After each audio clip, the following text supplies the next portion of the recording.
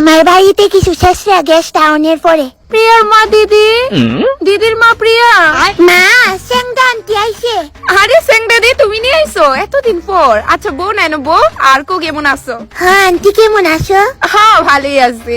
উফ খুব ভারী এই গিফটটা, কই রাখতাম? এনো রেখে দি।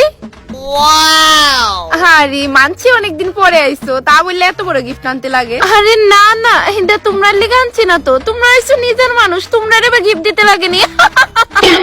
অ্যাকচুয়ালি এই গিফট হইছে পুংডা দিদির লেগা, অনেকদিন পরে আইছি তো, খালি হাতে তো আর যাওন জানা, এই লেগা গিফটটা লয়ে লইছি।